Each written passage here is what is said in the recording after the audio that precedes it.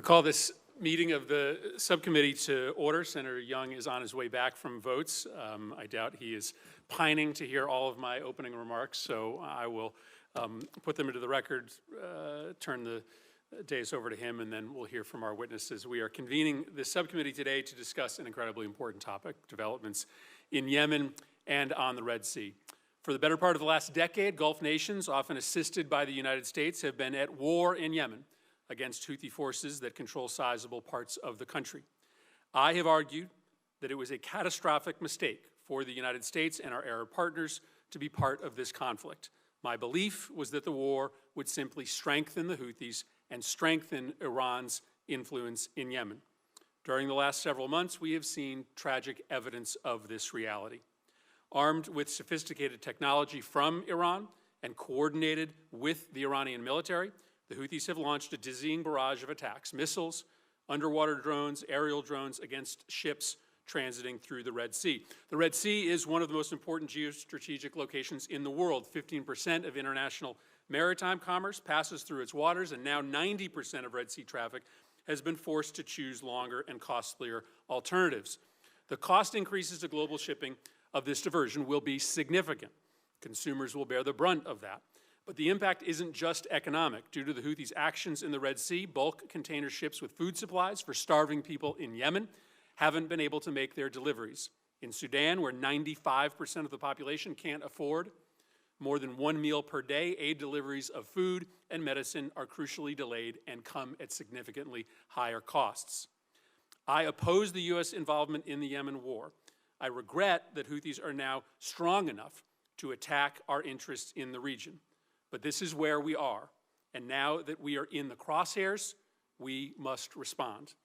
That's why I have supported the President's leadership to launch Operation Prosperity Guardian to restore maritime security in the Red Sea. I've also supported the President's decision, together with our partners in the UK, to target Houthi infrastructure in Yemen to prevent imminent attacks. That kinetic response has been paired with a targeted sanctions strategy to squeeze the Houthis' ability to finance their operations and increased interdiction efforts to intercept weapons coming from Iran to the Houthis.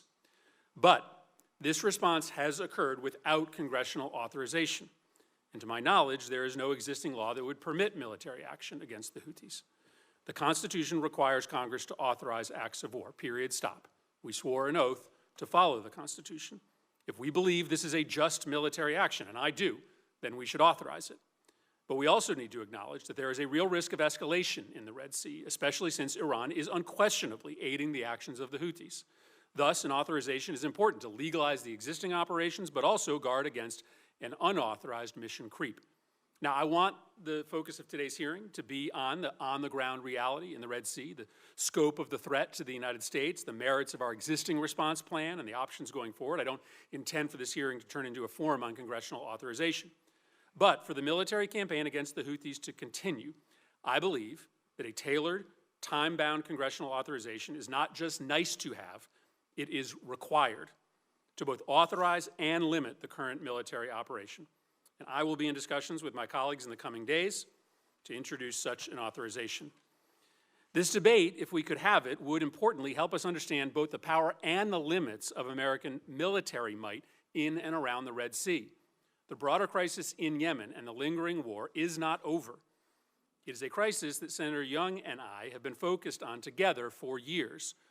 The war that has ravaged Yemen for nearly a decade and created the world's worst humanitarian crisis in Yemen has quieted, but the country is still in dire straits. The United States, through Special Envoy Lenderking, who will testify before us today, regional allies, and the UN, have all been working together with Yemeni leaders and citizens to find a political solution to permanently end the war and resolve Yemen's internal conflicts. Peace will only come through political reconciliation. Our airstrikes can protect U.S. assets in the region and in the Red Sea, but they cannot bring peace to Yemen. This is an incredibly important hearing today. I look forward to our discussion with our witnesses to help us chart that path forward. And I'll now turn it over to Senator Young. Well, thank you, Chairman, for convening this important hearing on a critical foreign policy challenge. I thank our witnesses for appearing today. The actions of Iran's proxies in Yemen and the surrounding waters threaten the lives of innocent mariners and sailors, as well as significant global commerce, and they risk destabilizing a fragile pathway toward peace in Yemen. 9 nations border the Red Sea and connecting gulfs. None of them are Iran. And yet the blood-stained fingerprints of the world's leading state sponsor of terror are all over the Red Sea. Whether it be material support to the Houthis in Yemen or whether it be other means of direct support using its intelligence and command and control apparatus to enable the actions of the Houthis, these actions are having a cascading, destabilizing effect on food security in Africa, global energy prices, and the dreams of millions of Yemeni people to rebuild their society and lives. It's imperative that the administration respond to these actions while demonstrating it is both a strategy for deterring aggression and appropriate legal doctrine for maintaining these global commons. To date, I have not seen such a strategy put forward. I'm encouraged that the Foreign Relations Committee will be holding 2 hearings this week on Iran's destabilizing activities across the region, but I must also point out the lack of public committee action on these and other questions since Hamas attacks on Israel on October 7. I have no doubt about the sincerity of today's witnesses when they will tell us that they're committed to addressing the security challenges across the Red Sea and particularly in Yemen. I do have doubts, however, that the administration has an actionable plan to bring an end to Houthi aggression, Iranian terrorism, and a curtailment of Russian and Chinese meddling in this vital region. Our military actions to date, carried out by incredibly brave U.S. service members, have yet to stop the Houthis. The questions we're thus presented with are, what do we do now? What actions by the United States are we willing to countenance? How do we push back on the Iranian-parroted rhetoric tying the Houthis' actions to Israel's fight against Hamas? How do we continue to push for a stable peace process in Yemen? I hope that we'll be able to get at these topics today, and I hope that we'll hear from our witnesses today. What we hear will help us all better understand how the administration plans to ramp up its response to finally take seriously the need to respond adequately to the threats facing the Red Sea. Finally, I'd like to mention the names of Navy Special Warfare Operator First Class Chris Chambers and Navy Special Warfare Operator Second Class Nathan Gage Ingram. And I'd like to acknowledge and offer my sincerest sympathies to their families. These men came from families of veterans, all of whom understand sacrifice, but they're nonetheless in our hearts. These 2 brave men gave their lives to preserving America's security in the Red Sea, and we would be remiss if we didn't remember the continued danger our men and women in uniform face, even this very hour, on the land and sea and in the air around Yemen. Thank you, Mr. Chairman. Thank you very much, Senator Young, and let me add my words and sentiments of sympathy. Thank you for that recognition. The chairman is joining us today, and I turn it over to him for some opening remarks. Senator Murphy, first I want to welcome Ambassador Lenderking and Secretary Shapiro to our committee and thank them for their service. I want to thank you, Mr. Chairman, and Ranking Member Young for conducting this hearing. I think it's extremely important. I just want to add my support for your opening comments on the responsibility of Congress in regards to the AUMF, the authorization for use of military force. I agree with you that the administration should be seeking that authority, and it's our responsibility to respond to it. And I also want to acknowledge your leadership and Senator Kane's leadership in regards to that issue. 1 or 2 points I'd just like to make. I'm very interested in learning where Iran's command and control was involved in regards to the Houthis campaign. I think as much information as we can get as to the responsibilities for the proxy activities by Iran would be helpful to us. And then the point that you raised earlier, and that is, how is the campaign in regards to the Red Sea with the Houthis affecting the prospects for peace within Yemen from the warring parties? I think these are all issues that are going to be very important for us to learn today, and I thank you very much for conducting this hearing. Thank you very much, Mr. Chairman. Let me introduce our two witnesses, and then I'll turn it over to both of you for 5-minute remarks. It's my pleasure to introduce Tim Lenderking, U.S. Special Envoy for Yemen. Mr. Lenderking is familiar to many of us on this committee, previously served as Deputy Assistant Secretary of State for Arabian and Peninsula Affairs in the Near East Bureau at the Department of State, and held other key positions at the State Department in the region. Dan Shapiro is here with us today, again, well known to this committee. He is currently the Deputy Assistant Secretary of Defense for the Middle East. Ambassador Shapiro is best known to us as a former U.S. Ambassador to Israel and previously served in a number of important roles here in the United States Senate. I turn it over to you first, Mr. Lenderking, and then to Ambassador Shapiro. Chairman Murphy, Ranking Member Young, distinguished members of the subcommittee, thank you for this invitation to speak with you about the situation in Yemen and the administration's response to ongoing Houthi attacks in the Red Sea and the Gulf of Aden. Yemen is at a crucial moment. Reckless Houthi attacks are jeopardizing the very real accomplishments of multilateral diplomacy over the past 3 years.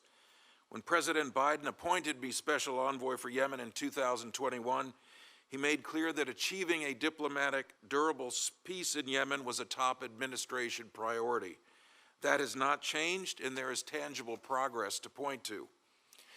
In 2020-21, Yemen was a hot war with more than 400 cross-border attacks per year and tremendous destruction of infrastructure, countless deaths inside the country. Now, both the cross-border attacks and that destruction have ceased. And after more than 50 trips to the region over the past 3 years, I remain convinced that peace in Yemen is not only possible, but serves U.S. interests, those of our regional partners, and of course the Yemeni people themselves. The people of Yemen deserve to live in peace.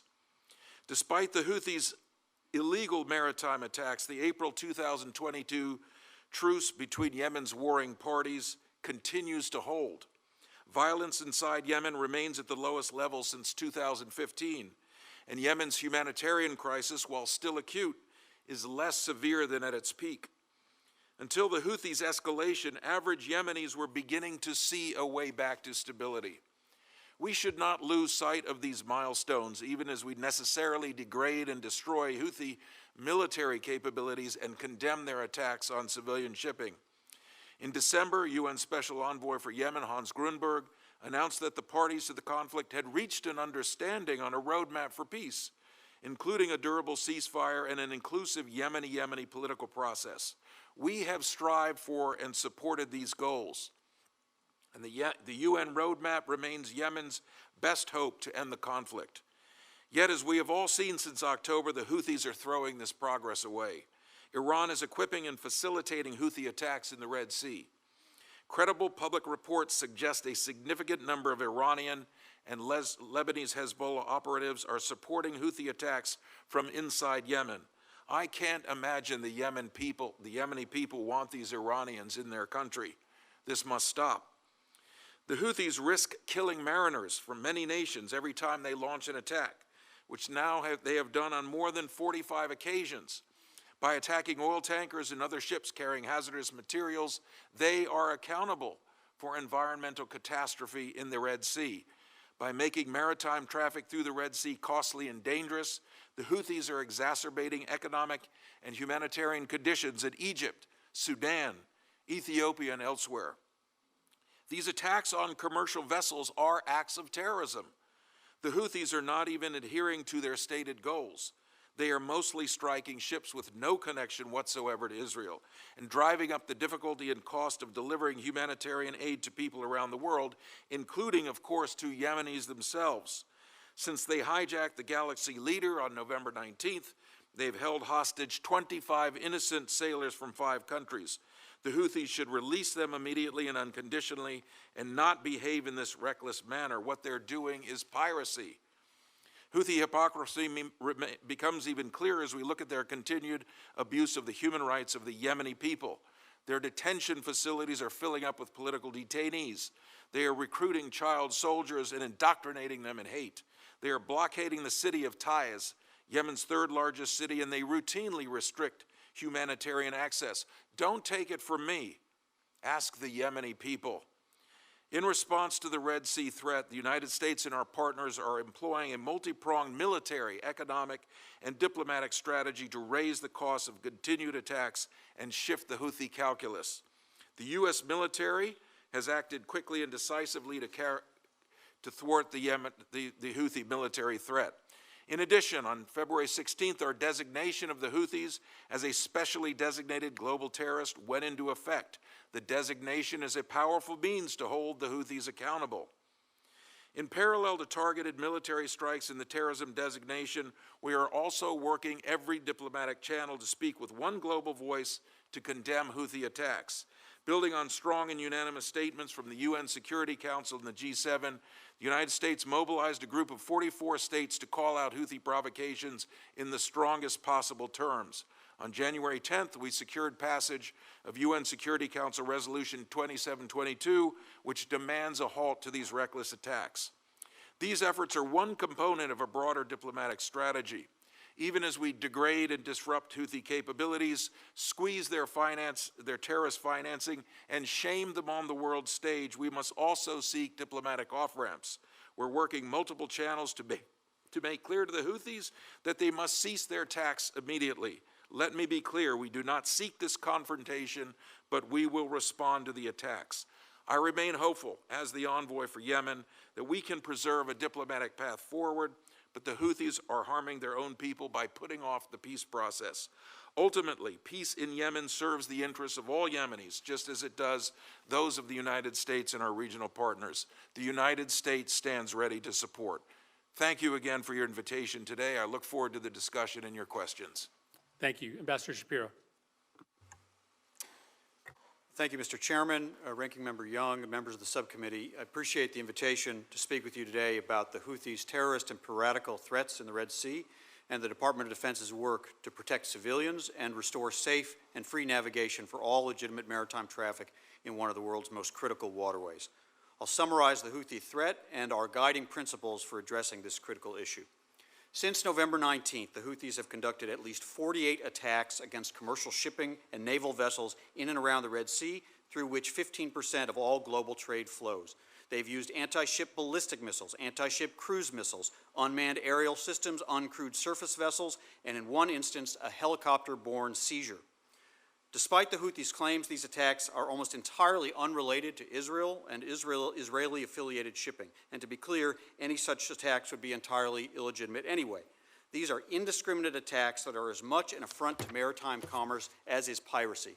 And they've affected the interests of more than 55 nations and threatened the free flow of commerce through the Red Sea, a bedrock of the global economy. These attacks have prompted more than a dozen major shipping operators to suspend transits of the Red Sea, causing a spike in insurance rates for vessels in the region, and most importantly, putting the lives of innocent mariners and our service members at risk. The Houthis' attacks are also driving up prices and causing delivery delays in critical humanitarian items, such as food and medicine in places where they're needed most. This is adversely affecting those in need of assistance around the world, including in Sudan, Ethiopia, and indeed in Yemen itself. And to cite one regional country suffering significantly from Houthi terrorism, Egypt has seen Suez Canal transit fees declined by some $100 million per month, depriving it of a critical source of foreign currency. Most recently, the Houthis launched a series of anti-ship ballistic missile attacks and UAS attacks against commercial ships in the Red Sea, including one that impacted the MV Islander on February 22nd, wounding a member of its crew, and one on February 18th against the MV Ruby Mar. They severely damaged that vessel, putting it at risk of sinking, forcing the crew to abandon ship, and causing an 18-mile oil slick in the Red Sea. The Houthis have also launched weapons toward our warships, including an anti-ship cruise missile that the USS Laboon intercepted. The Houthis have also fired medium-range ballistic missiles against Israel that have threatened or caused damage not to Egypt, to Jordan, and Saudi Arabia as well. It's clear that these Houthi attacks represent an international problem that affects all nations committed to the exercise of navigational freedoms and the free flow of commerce. These attacks, which affect the entire region and nations across the globe, cannot go unchallenged. And this problem demands a broad-based and collective response. So our guiding principles are to internationalize the response to the Houthis' attacks in coordination with our allies and partners, and to nest military, diplomatic, and economic...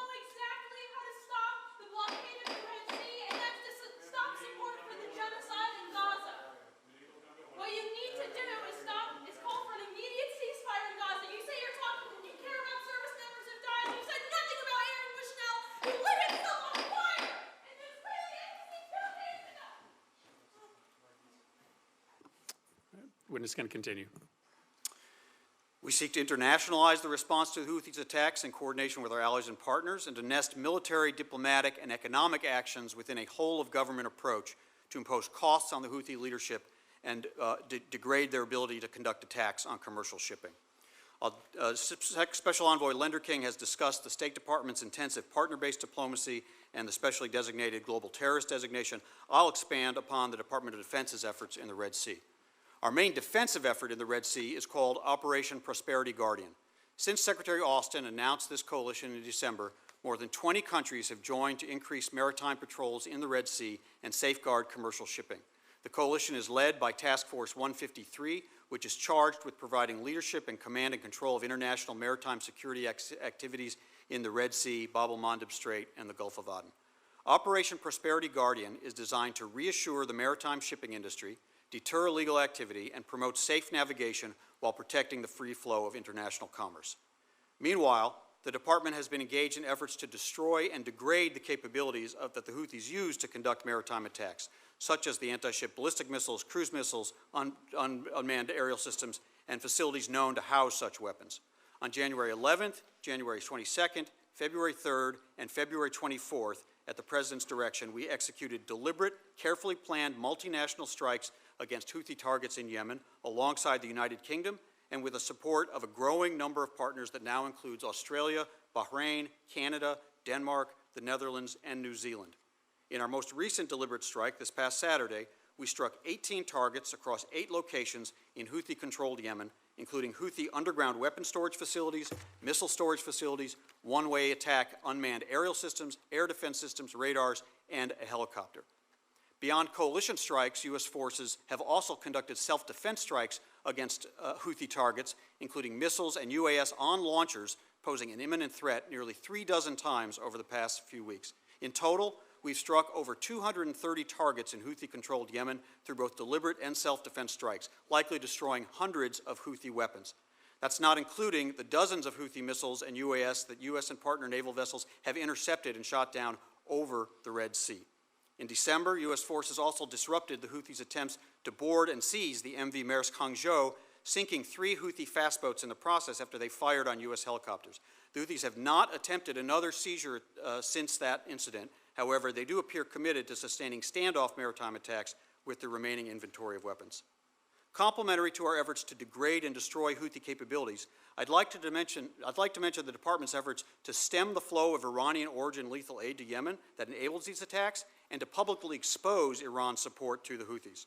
On January 11th and January 28th, U.S. naval forces interdicted dhows carrying Iranian-origin lethal aid to the Houthis in clear violation of international law. And Senator Young, I want to thank you for recognizing our 2 Navy SEALs who perished in the January 11th interdiction.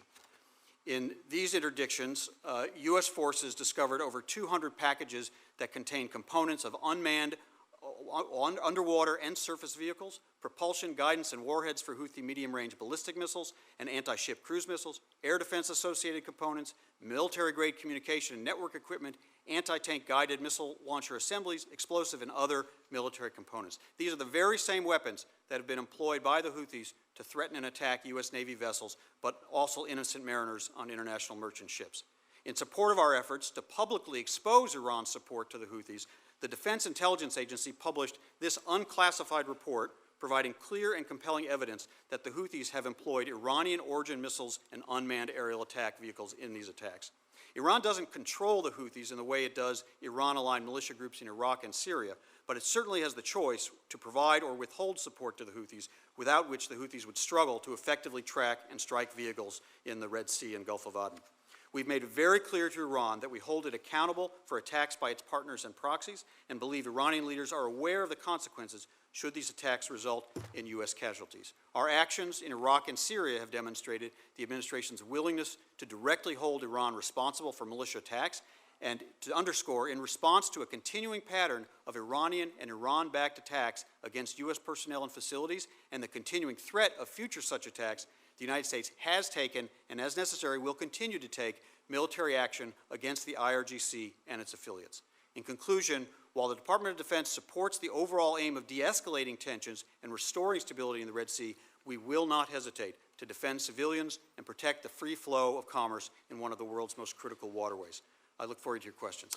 Thank you both for your testimony. We'll start a round of 5-minute questions.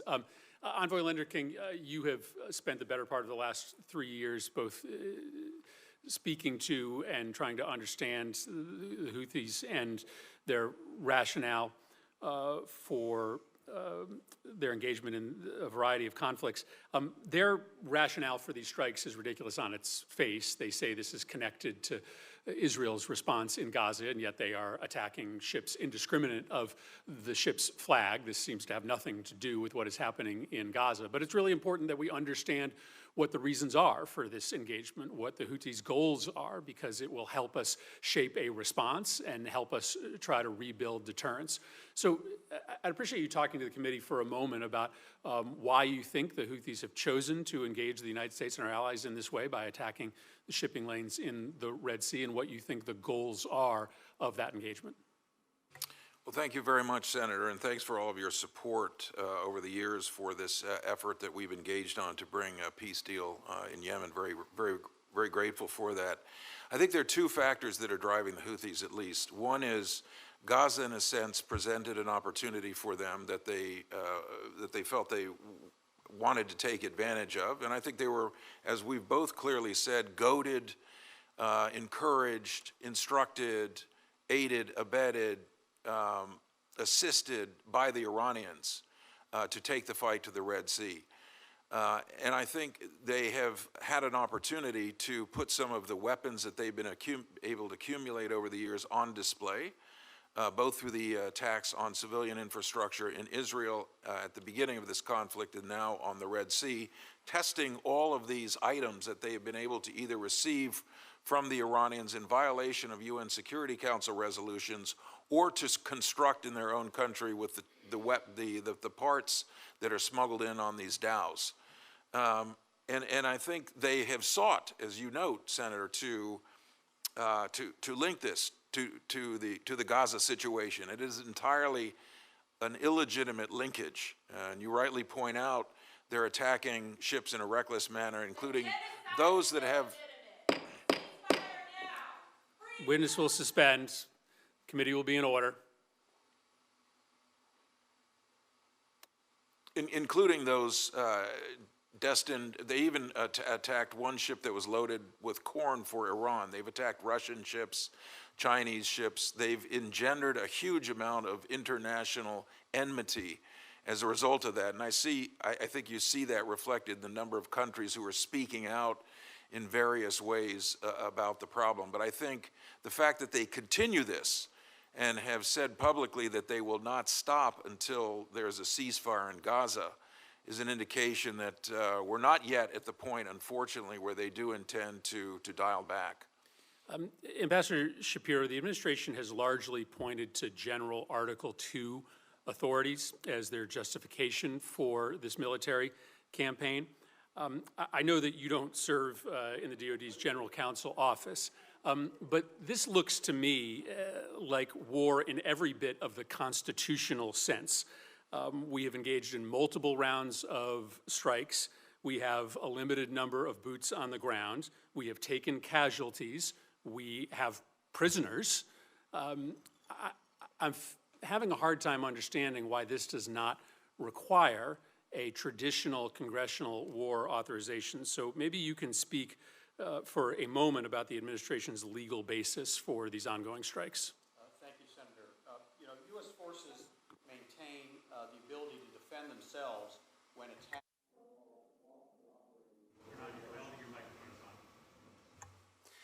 U.S. forces maintain the ability to defend themselves when they're operating lawfully on the world's oceans, and they have the right, and indeed they have the obligation to defend and protect U.S. shipping that comes under attack from various sources, including piracy, when they're transiting international waters. The President did direct the deliberate strikes consistent with his Article II authority as Commander-in-Chief to protect and defend U.S. personnel and certain partners. The strikes are also necessary and proportionate actions in the exercise of the United States' inherent right of self-defense reflected in Article 51 of the United Nations Charter. Beyond that, I'd certainly defer to colleagues in the Office of the General Counsel. On appropriate occasions, the President has forwarded to the Congress a report consistent with the War Powers Resolution, but I'll defer to my colleagues to go further. Senator Young.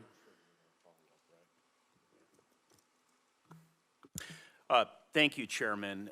The Chairman has referenced the importance of an AUMF in this context. I know the Chairman of the committee, Senator Cardin, also articulated that. And I would just emphasize, historically it's been important to me that Congress takes its prerogatives as it relates to authorizing force seriously, in part because I feel like this strengthens the hand of our Commander-in-Chief and our warfighters in reestablishing deterrence.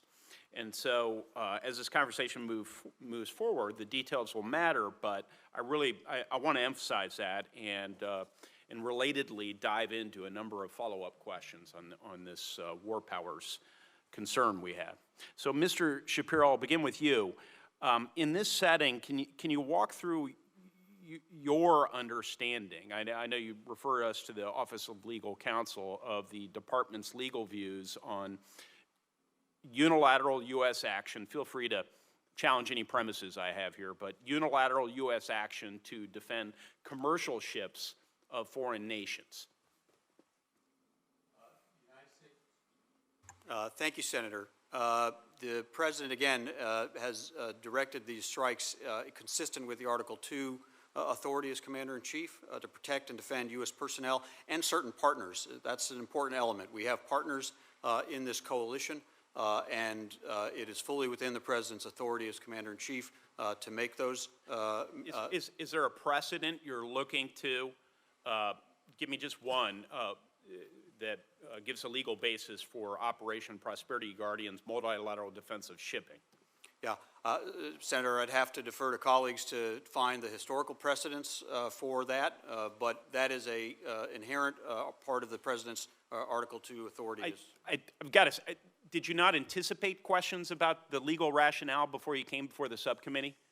Senator, we did indeed, and those are the answers that we believe provide the President the authority to conduct these operations, both the defensive operations and indeed the proportional responses. This is about as rigorous as, I'll say for the record, not for you, of course, because you've been tasked with being here, but those are about as specific as the administration's rationale that they gave with the war powers notification. So we're going to need more information on a going forward basis.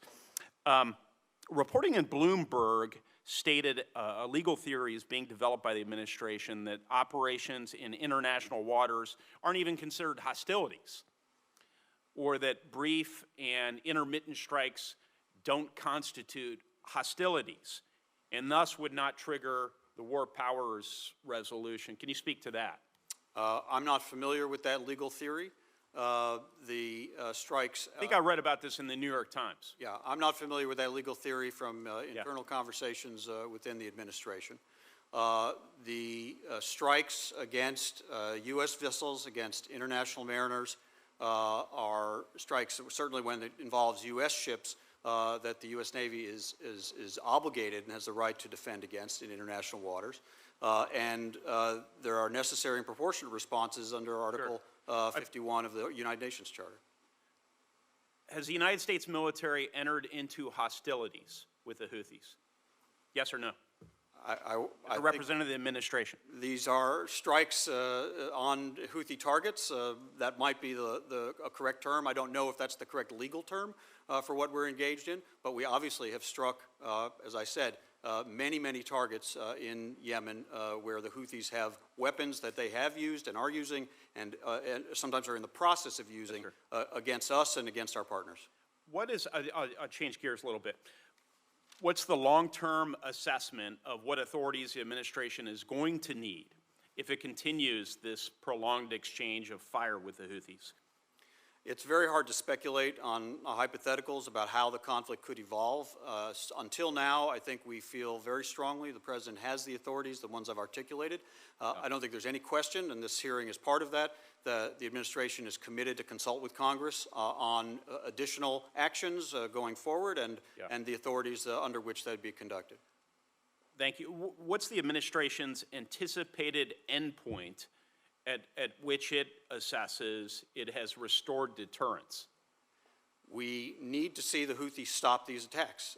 We clearly have not seen that yet.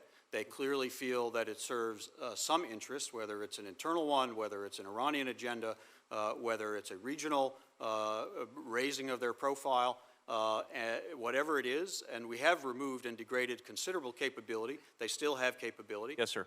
So until they stop, we are not done. So just extending that, not done, can you characterize for me what level of military activity is going to be necessary, the administration is prepared to take to reach that endpoint so that they're not done? Senator, again, it's very hard to speculate. Much of it depends on when they decide they have endured enough of the strikes that we, and degraded enough of the capability that we are capable of and exercising now on an ongoing basis. We hope to restore stability and de-escalate tensions in the region very soon. So we don't want to assume this will take a particular amount of time. We want to use all the tools and the partners and the capabilities we have to make very clear to them and, of course, to Iran, their supporters and sponsors, that this must end, and we'll continue to take action until it comes to an end. Chairman. Senator Kaine. Thank you, Mr. Chair, and thank you to the witnesses. Houthi behavior is abhorrent, but I've got to admit, I have grave skepticism about what we are doing right now. I have grave skepticism about the legal authorities. I have grave skepticism about the absence of true shared responsibility with nations whose ships are being attacked by the Houthis. Why should the U.S. and the UK be shouldering the burden of protecting other nations' ships? And I have serious skepticism about the effectiveness of this operation in terms of de-escalating either the attacks in the Red Sea. To begin with, on legal authority, I think we've all conceded that there is no congressional authorization for these hostilities. The hostilities definition under the War Powers Resolution has clearly been met when we're talking about 200 attacks on Houthis. We're losing troops, they're losing civilian casualties and others. This is hostilities. There's no congressional authorization for them. To claim that this is covered by Article 2 self-defense, Article 2 self-defense means you can defend U.S. personnel, you can defend U.S. military assets, you probably can defend U.S. commercial ships. But the defense of other nations' commercial ships in no way, and it's not even close, that's not self-defense under Article 2 of the Constitution. And a president can't make it self-defense by calling another nation a partner. If you're defending the commercial ships of other nations, it is, in my view, laughable to call that self-defense. And so a narrow mission to defend U.S. shipping, both military and commercial, that is Article 2 self-defense. But broader efforts to defend commercial ships of other nations, while it might be strategically a good idea, there's no constitutional authorization that would allow a president to do that unilateral. And second, taking offensive actions and striking targets within Yemen to degrade Yemeni capacity, Houthi capacity, while again it might be strategically a smart thing to do, that's not self-defense under Article 2. And so I basically view this at the first level as a set of actions that might have a strategic value, although we've yet to see a strategy. Senator Young and Senator Murphy and I wrote a letter to the administration asking many of these questions on January 23rd, and we don't have a response. But there may be a strategic wisdom in doing it, but I think the activities are far beyond what a president's unilateral power would be. That's number one. Number two, shared responsibility. Commercial shipping in the Red Sea involves ships from many, many nations. And although there are partners in this operation, the military actions are being undertaken by the United States and the UK. Why should the United States and UK be shouldering the burden of this? There needs to be, if we can get to a point where we can actually authorize U.S. participation. We shouldn't do it without other nations participating. But finally, I guess my most serious skepticism right now is at the effectiveness of this. President Biden himself has said that the actions that we are undertaking are not likely to deter Houthi escalation. And I am a little disappointed that you so quickly try to pull cold water on the idea that this is connected to the war in Gaza.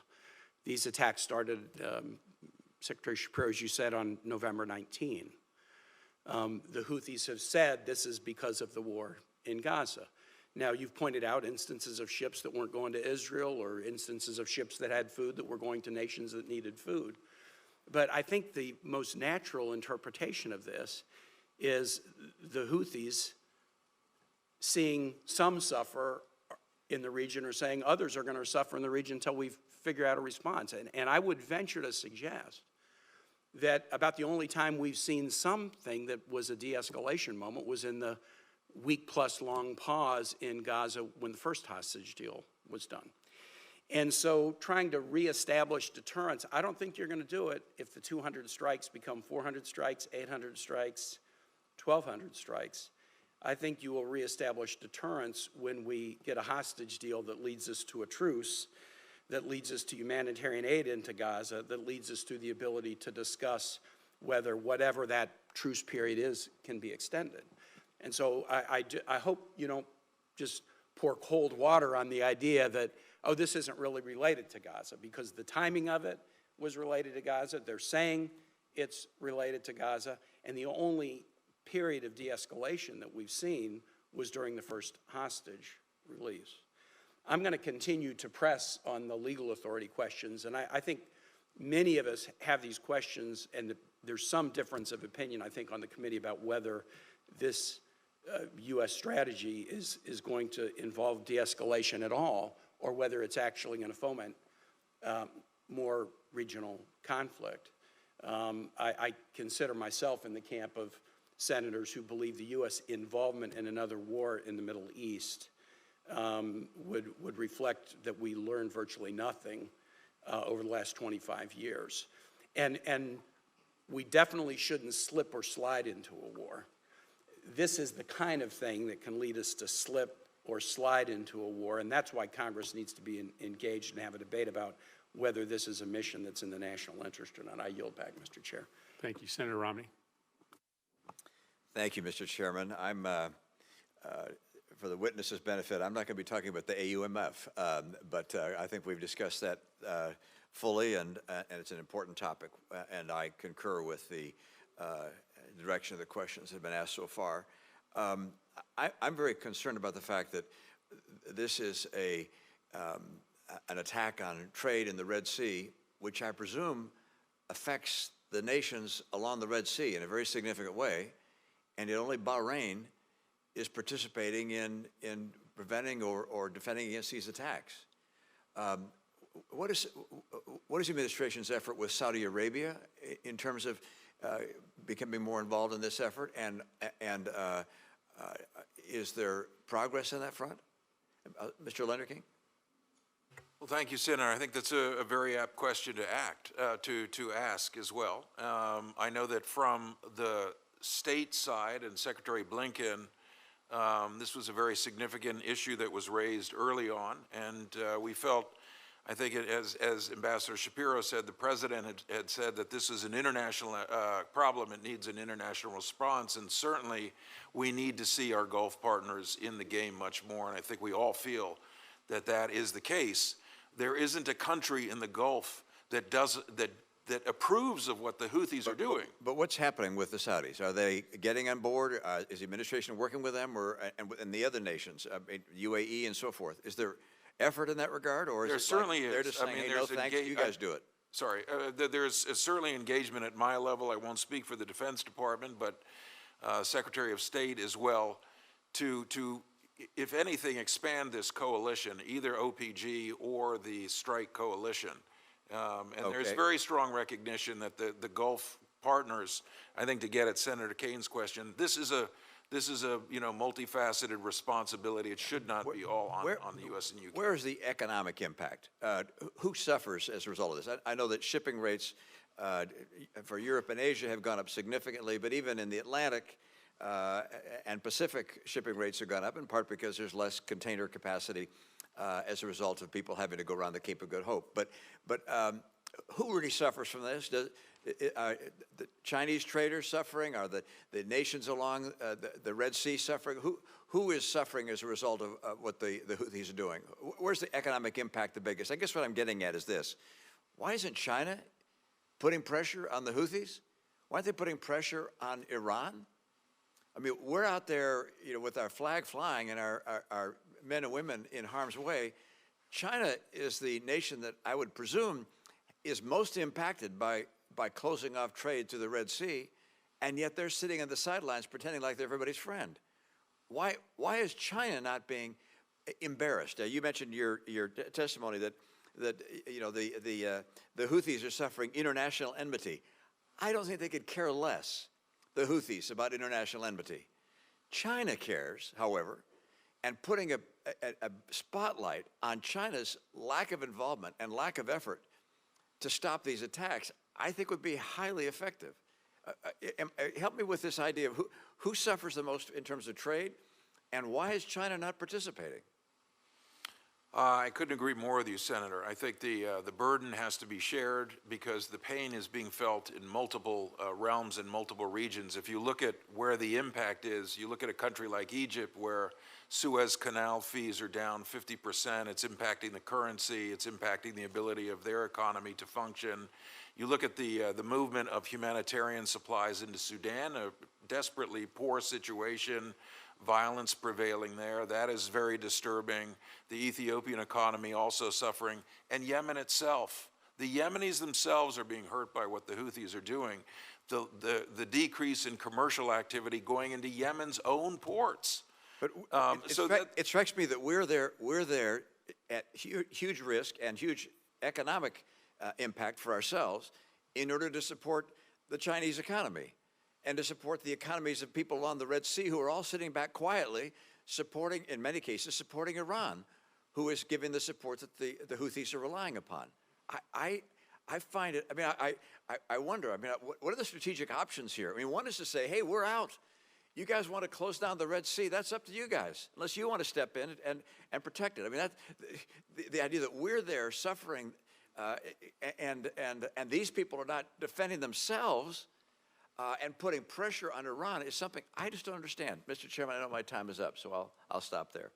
Thank you, Senator Romney. Senator Haggerty. Thank you, Mr. Chairman. Special Envoy Lenderking, I'd like to spend some time with you. You've been dealt a tough hand.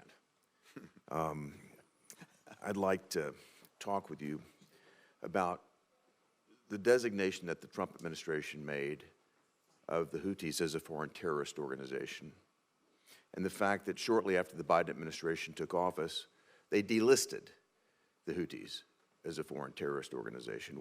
We saw what's happened in the time in between. There have been attacks on our allies at UAE, attacks on our allies, the Saudis. We've seen attacks on U.S. personnel and our facilities in the Middle East. We've seen a tremendous amount of unrest since that time. And I think you know, but I'm going to read it for my colleagues here, what the designation of a foreign terrorist organization requires. First, it requires that it's a foreign organization. Indeed, the Houthis are. The organization engages in terrorist activity, or it retains the capability and intent to engage in terrorist activity or terrorism. Yes, they do. And finally, the terrorist activity or terrorism of the organization threatens the security of the United States nationals or the national security of the United States. The Houthis meet these requirements. My question for you, was the Trump administration wrong in designating the Houthis as a foreign terrorist organization? Well, thank you, Senator. At that time, as you probably know, there was a strong movement within the Trump administration to designate the Houthis. It led to the FTO. A new administration came in, sought to prioritize Yemen as a foreign policy priority, And I believe that effort has borne fruit in terms of the peace process, which I described. But yes, over time. I heard you describe the peace process, but with all due respect, I also saw the article in Foreign Affairs where our national security advisor claimed that the Middle East was the greatest period of peace we've ever seen, and now we've seen what happens. My question is, what do the Houthis have to do to be declared a foreign terrorist organization? Do they have to kill Americans? Certainly not. I think we have come down hard with this designation that we have. The FTO is a possibility. I think we can constantly assess the impact of the campaign that we're doing, both the military, the impact of the designation. The SDGT, Senator, that I described will cut off financial networks, their ability to fundraise. It will put some hurt. And if we need to adjust to the FTO, if these attacks continue, then Well, we they have certainly that have option. continued at a rapid pace. I'd like to see more than a little hurt. I'd like to see this addressed, sir. Let me go to another thing that concerns me, and that has to do with the diversion of the aid that we send to Yemen. I think about what Hamas has done with the aid that we've sent to Gaza. I'm deeply concerned that the Houthis may as well divert the aid that we're sending, the U.S. taxpayer-funded humanitarian aid that we're sending into Yemen. And I've got a very disturbing example here. I'm sure there are others. But the Biden administration right now is sending over $1.1 million for the Yemen-based operations of Norwegian People's Aid. Norwegian People's Aid. This is an organization, the NPA, that settled a civil lawsuit with the Department of Justice in 2018 for previously providing training and expert advice to the Iranian military and to Palestinian terrorist groups, including Hamas.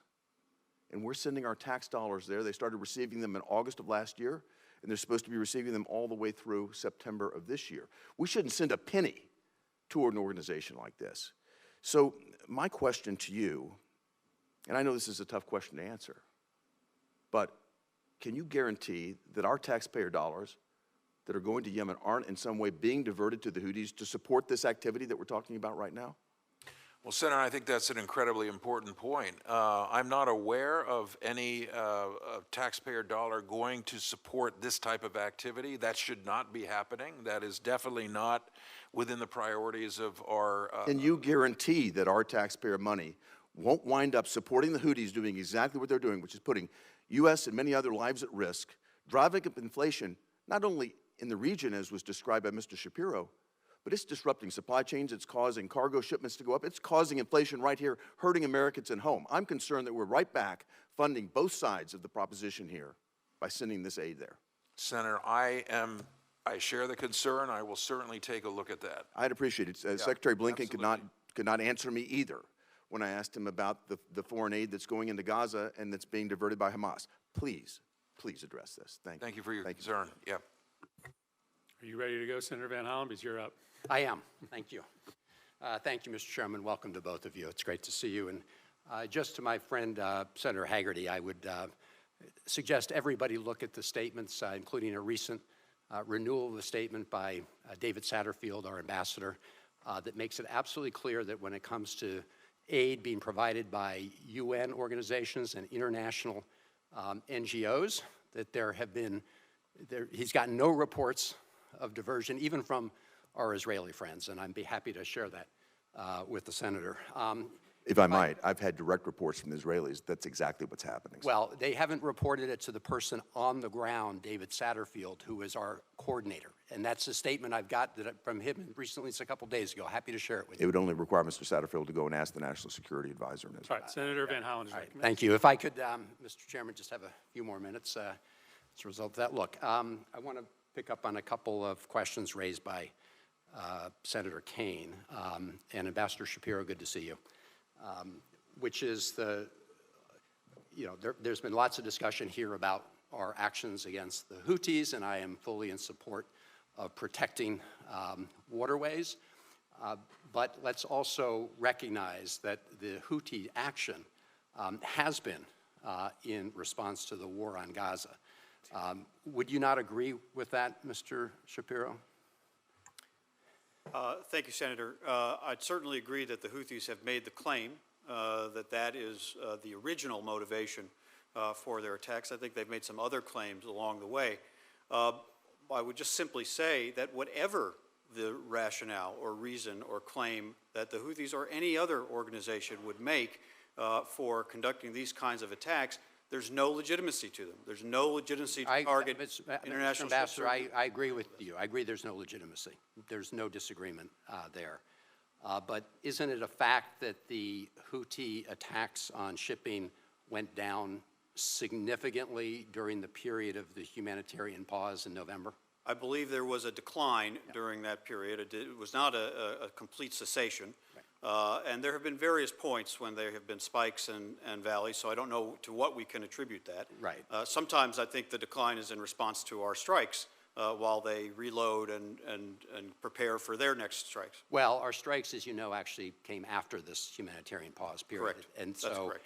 their reduction in strikes there during that pause period cannot be attributed to the actions we took in terms of strikes. I think the record's pretty clear. But if I could ask you, as you know, the Algerians had a ceasefire resolution at the UN, which we vetoed, but we at the same time said we were going to provide, we, the United States, were going to propose a UN Security Council resolution. I don't know if you've had a chance to look at some of the provisions that have been put out there by the United States, but one of them indicates that under current circumstances, a major ground offensive into Rafah would result in further harm to civilians and further displacement, including potentially into neighboring countries.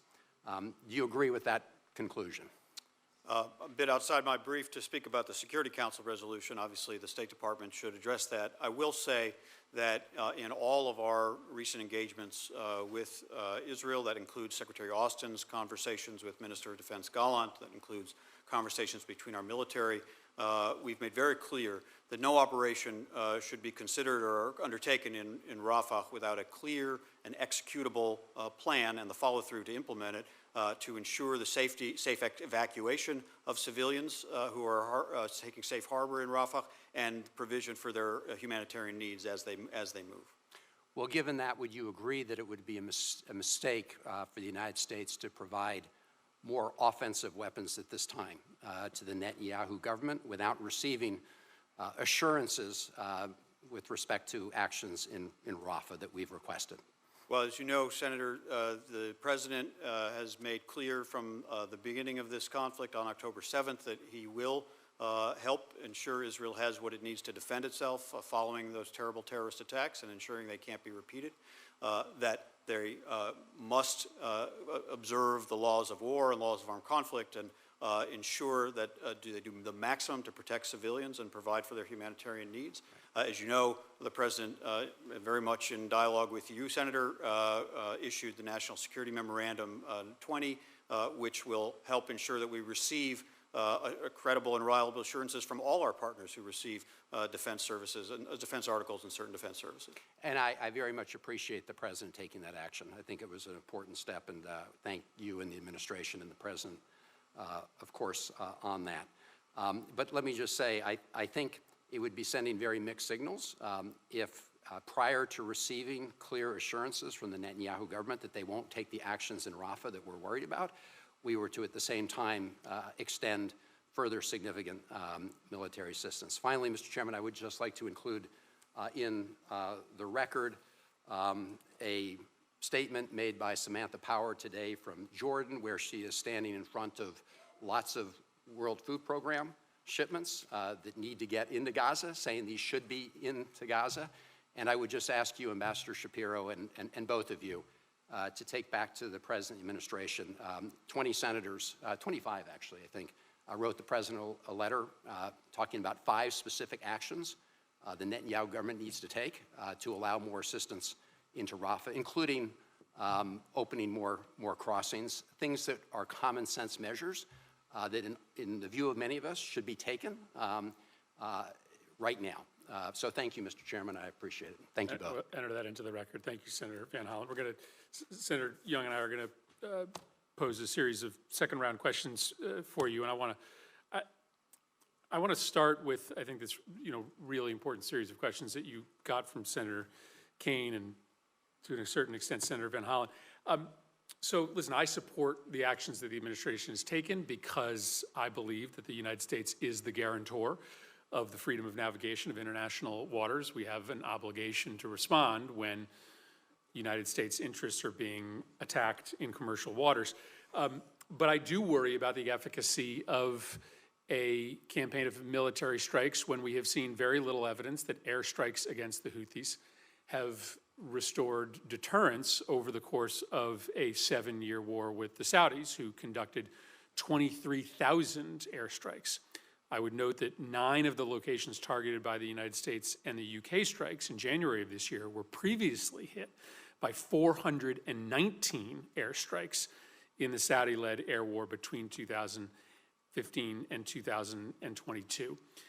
So if 23,000 airstrikes by the Saudis weren't effective in moving the needle militarily and restoring deterrence, how can we be confident that our campaign of airstrikes is going to have a different outcome? Thank you, Mr. Chairman. Look, we, first of all, have to understand who we're dealing with. We are dealing with an organization, now especially designated global terrorist organization, that simply thinks the rules don't apply to it. They are backed by the common denominator of a range of threats around the region by Iran, which provides weapons, which we've discussed, which provides intelligence, which provides targeting information, which provides financial support and training. And they, too, have an agenda, and that agenda includes to try to get the United States to depart the Middle East. And so these are the actors we're dealing with, and what our strikes are intended to demonstrate, first of all, is that we will continue to degrade and remove their capability if they continue to conduct these attacks.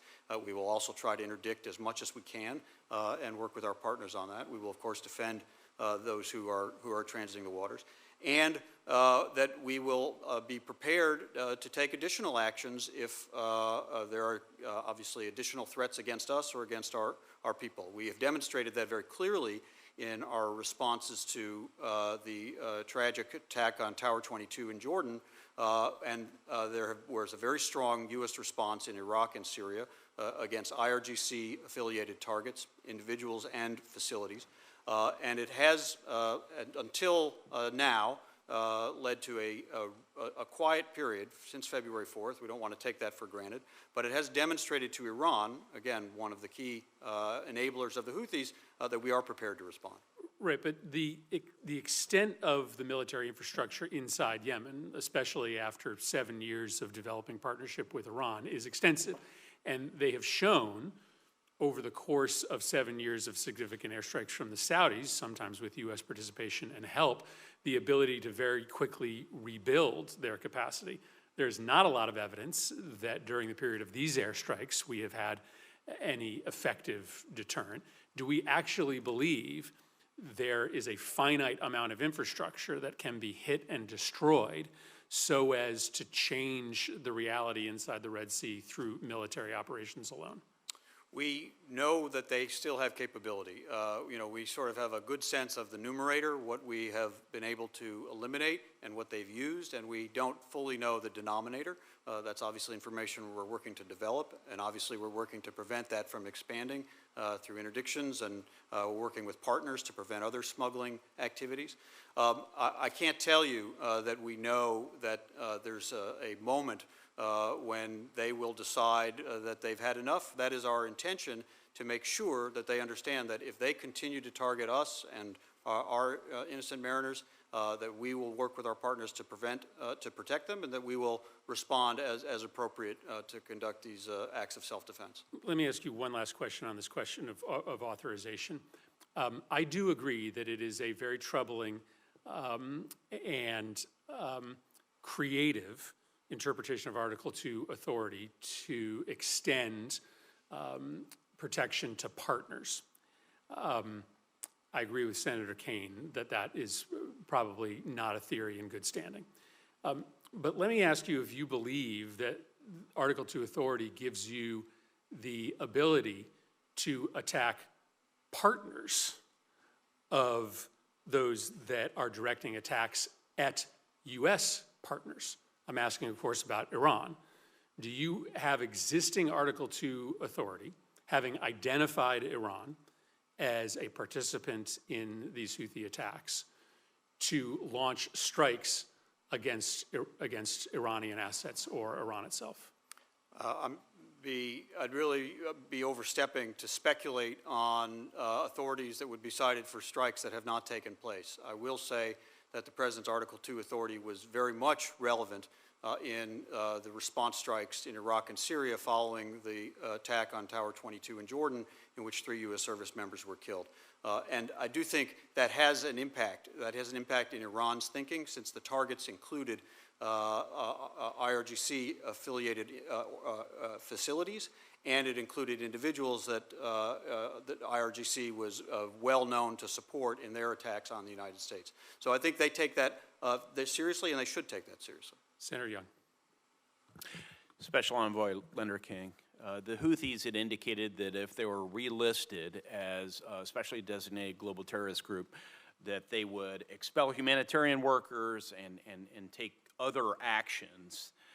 We're just days, frankly, into this going into effect, this relisting. Can you provide any update on where those threats stand, as well as the practical implications of this designation on the ground? Thank you, Senator. I mean, the Houthis took a few actions which honestly haven't had a great deal of impact. They did, as you note, threaten to expel U.S. and U.K. Aid workers in Yemen. There are a number of U.S. and U.K. nationals who do a lot of great work on the humanitarian side in Yemen. From what I understand so far, the Houthis have not made good on those threats. They issued legislation, quote unquote. I say that in quotes because they're not a legitimate government. They're not internationally recognized. They are a militant group and recently designated as a terrorist group also. They took action to designate us. And they've said that they will continue their attacks on shipping. So they've taken a few steps, which I think are mainly for their own public consumption. Over the years, you've spent countless days in the region. You may head there again soon. We were discussing before the hearing. Can you describe how the narrative has shifted since the brutal attacks on October 7th in terms of bringing peace to Yemen from before the war to now? Well, I think a significant number of Yemenis want to see the Yemen conflict ended, and I think it is heartening that, as I mentioned earlier, that the truce which was set in April of 2022 has essentially held inside Yemen. So despite the fact that there is a attacks on the Red Sea by the Houthis, by Red Sea shipping, the internal war in Yemen is not heated up. And we're very concerned that that could happen and be another effect, if you will, of a prolonged situation on the Red Sea. So we want to, and by the way, Senator, I think it's important also that the roadmap that I described is something that the parties, that is the Yemen government and the Houthis and the Saudis, all say they still want to see achieved. I think that's important. But That's the where key priority, I was headed next. Yeah, key priority, of course, is to get the Red Sea attacks under control, stopped.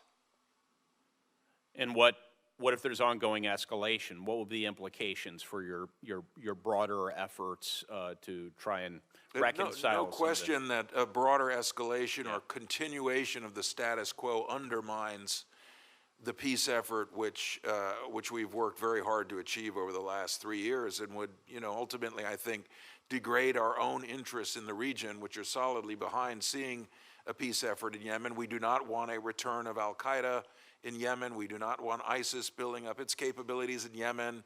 Yemen is a country that unfortunately in the past has threatened and led to the deaths of Americans. So stability in Yemen is important to our interest and to those of our partners. So we want to see this effort drive forward. The roadmap that I referred to, Senator, is the best opportunity that Yemen has had for peace since this conflict began. Before I recognize Senator Cruz, I'd be remiss if I didn't ask a question about China. It's in the last year or so, it's like to sort of style itself as a power broker in the Middle East, and yet here we are in the midst of a real security crisis, which is for so many an economic and diplomatic crisis in the region, and China's nowhere to be found. So, Mr. Lenderking, how does this example of Chinese inaction been helpful for our diplomats, if at all, in pushing back on Chinese diplomatic and financial inroads in the region? Seems like an opportunity to remind people who's really working to affect positive change in the region. No, Senator, thank you, and it picks up on the questions that Senator Romney also posed about the Chinese role, and we do see a certain degree of freeloading that is absolutely unacceptable. When we talk about an international problem that needs an international solution, we need the Chinese much more aggressively engaged. They are feeling the impact economically of the Red Sea attacks on their own shipping effort. So that is, and I would just assure you that we have a dialogue at my level and at the most senior levels of this government with the Chinese about taking a more responsible role in the Red Sea. And we will continue that. That's positive. Senator Cruz. Thank you, Mr. Chairman. Mr. Shapiro, you've worked on Iran-related issues throughout this administration. You were on the team headed by Rob Malley, and you're now at the Defense Department. Meanwhile, the Biden administration has allowed the Iranian regime to build up a ghost fleet of tankers, which are third country flagged tankers. That fleet grew from about 70 vessels at the beginning of the administration to almost 400 tankers today. The Iranian regime used that ghost fleet to ship over 1 billion barrels of oil and to make unaccountable tens, if not hundreds of billions of dollars.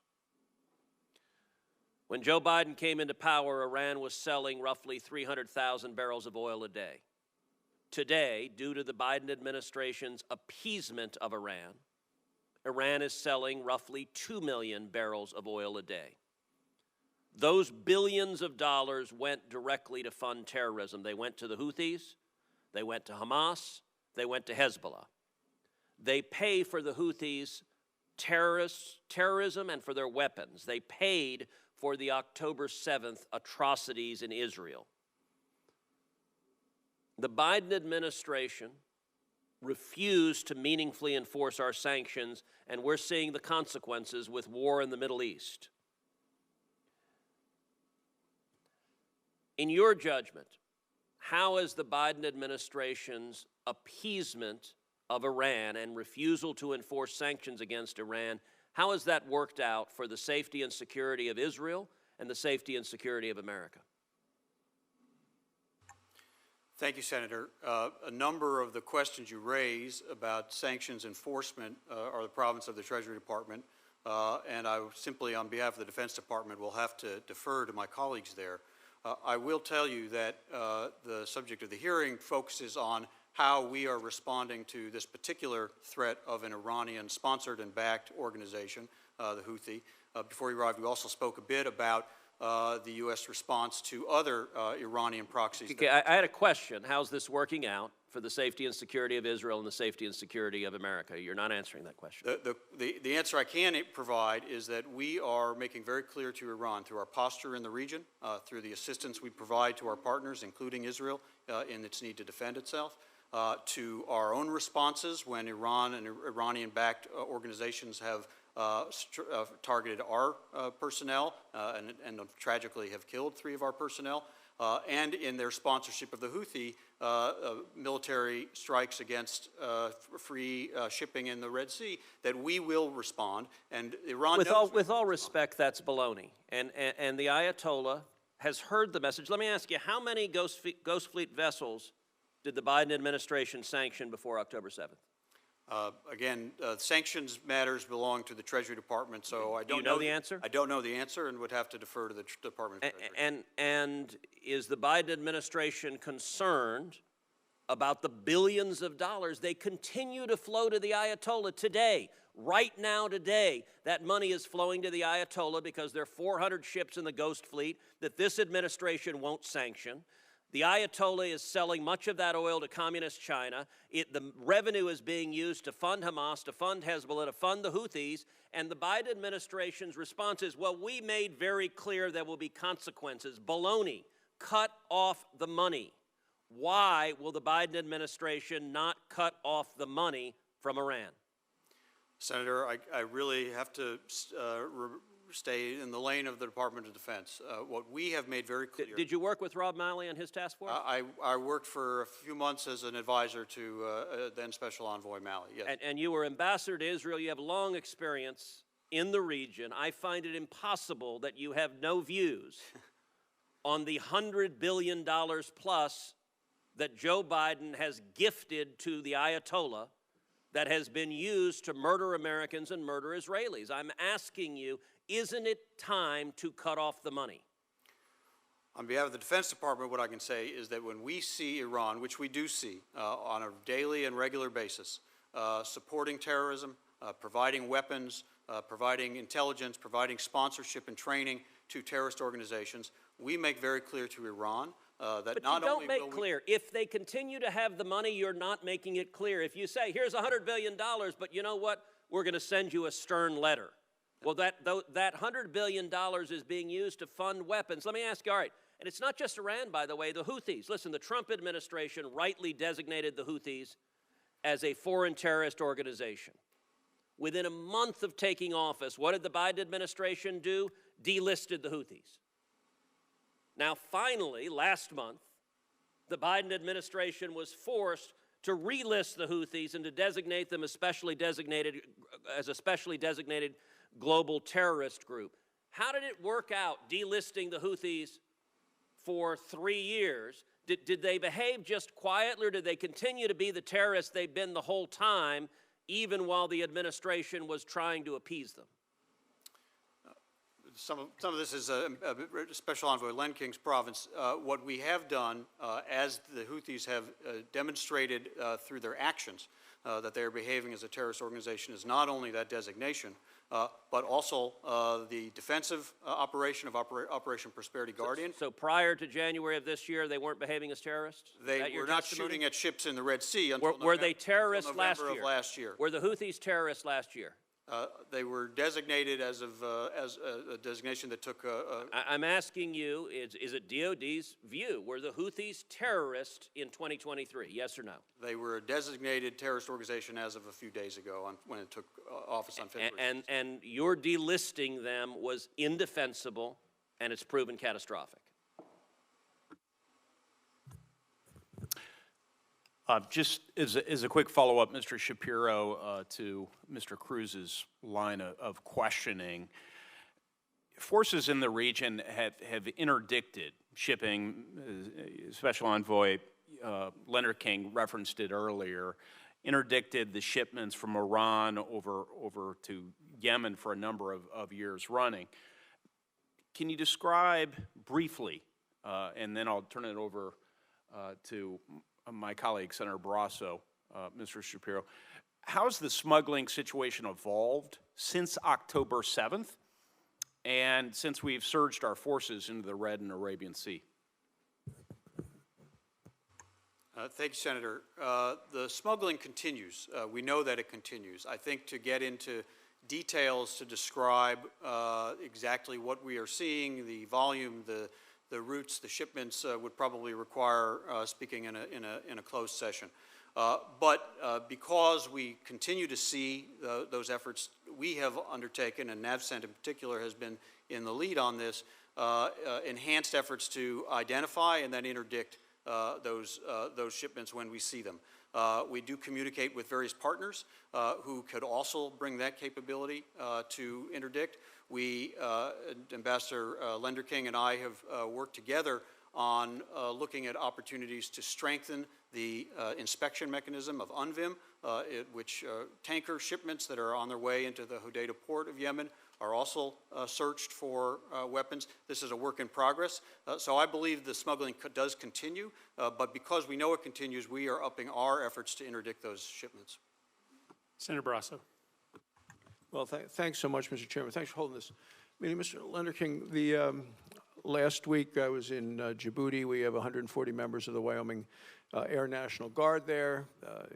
They're right there at the tip of activities. It's a hot spot. What we see is happening, with attack on the ships that are trading to the point where they can't get through the Suez Canal. They can't get insurance. They're going around around Africa. It's adding about 12 days to the transit time, concern adding to the costs, significantly the impact of foreign trade. All of these things as a result of the Houthis and what they're doing in that area, aiming at ships, some with drones, sometimes with missiles. It's only about 11 miles that I was there at the point, looking how close things were. So they're in a hot spot. The day I get back, the New York Times has this big expose about the fact that the administration has really fallen down on the job of trying to prevent the sale of Iranian oil to China. They reported 59 million barrels of oil on, they described them as shadowy tankers that left Iran, and all of these have ended up in China. And then the cash from all of this ended up in Iran, and they said at the lowest prices of oil it would be $2.8 billion, but likely much more as prices fluctuate. Secretary of Treasury came to Congress. She testified, this is before that report came out, that, oh, things are fine, that we're doing everything we can. American people don't believe it. The soldiers that are there risking their lives don't believe it, because that's the money that's being used. There was 140 attacks by the Houthis, funded and by Iran, on American soldiers in the last 4 months. We know where the money's coming from. A lot of it's coming from the sale of oil that we should be blocking, or other funds that go from the United States. What can, I think the administration has failed completely. I think the president is just being outworked and outplayed and outmaneuvered by the Iranians. I think the world is seeing a diminished president who's just not up to the job. What are you doing from the standpoint of the State Department to prevent this ongoing effort to sell, for Iran to be able to continue to sell to China? I mean, they're working together, and Iran's also giving drones to Russia. You have North Korea being belligerent as well. It just seems that we are not where we want to be. As a State Department official, what's your response to all this? Well, thank you, Senator. First of all, for visiting Djibouti. It's not necessarily everybody's first, thought of where to go, but we have important interests there. I've been there 3 times in this particular job, so I'm aware of the details about which you speak, and we do have a very important interdiction and inspection operation for Yemen ships that is based in Djibouti, called the UN Verification and Inspection Mission.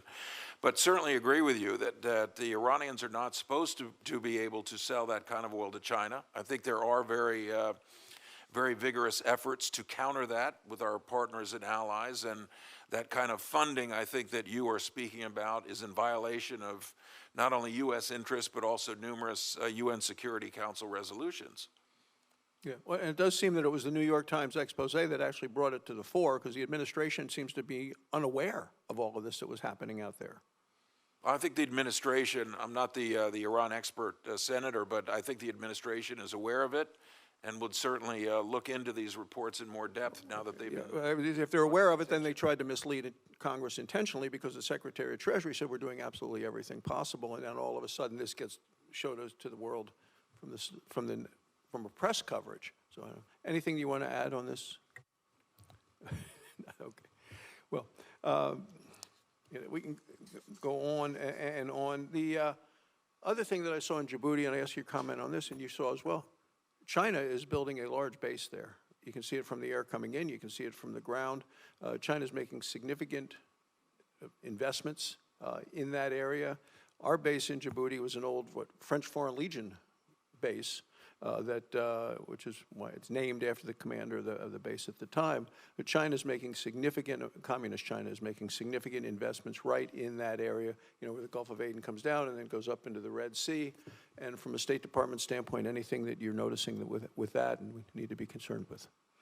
Well, certainly, Senator, I think we are very conscious and aware of Chinese expansion in the Gulf region, which is by and large not in our interests. I think that's very much a part of the engagement that we have with the Chinese and also our partners in the region and in East Asia as well. Okay. And then to Mr. Shapiro, last month, Qatar Energy decided to suspend all transits through the Red Sea. This led to the shipments being forced, as I talked about, around the Cape of Good Hope in South Africa, adding significant delays, about a day, probably 12 days added, and there's much more fuel being expended to move the product around. Same time, Russia, Iran are both building up their LNG export capacity. Europe's energy supply be helped or hurt by President Biden's decision to reduce American LNG exports, actually putting a pause on that, given that the supplies from Qatar are now forced to go around Africa? Senator, I'm certainly not an expert on energy markets or energy export policies, so I think I'll decline to answer the question. Well, it's hurting. It's Sorry? hurting. I'll just tell you the answer. Yeah. It's hurting. May I address your question about China, if that's all right? Please. Because China's been mentioned on a couple of occasions, and I think it's actually quite noteworthy. One of your colleagues mentioned that what's quite clear is that China is playing no role to help with this multilateral international effort to defend legitimate shipping in the international waterways. And it is one of those moments when I think it has become clear to many of our partners in the region, sometimes when people ask questions, are they going to remain committed to the U.S., or they ask, will the U.S. remain committed to the region, or will they have alternative security partners? They do not have an alternative security partner in China. There is nobody other than the United States who will do what we are doing to defend freedom of navigation in this region. And so I actually think it's been a moment of clarity about U.S. influence in this region in this regard. I don't know if either of you want this question, you comment. What is the administration's strategy to ensure Europe is not forced to turn to Iran and Russia for LNG now that the U.S. is not wanting to export based on the president's new policy? I think it's a bit beyond the Defense Department's area of focus. Well, it's indefensible. Thank you. Thank you, Mr. Chairman. Thank you very much, Senator Barrasso. Let me thank both of you for being here today. In particular, Envoy Lenderking, let me thank you for all the hard work that you had done previous to the eruption of this conflict to try to bring a political settlement to the people of Yemen. I know we were close, and I think one of the reasons why we need to place an imperative and a priority on bringing to close this round of hostilities is so that you and others can get back to the work of trying to midwife that political compromise. I noticed an individual with a resemblance in the audience, and so I want to welcome your father and stepmother to the hearing today. You should be very proud of the work that your son has done to try to bring peace to a region that has been without it for far too long. With that, thank you both for your testimony. Senator Young and I were just commenting this has been one of the most substantive and wide-ranging hearings that we've had on this committee. We're going to keep the record open for members to submit questions until the close of business Thursday, and with thanks to the subcommittee, this hearing is now adjourned.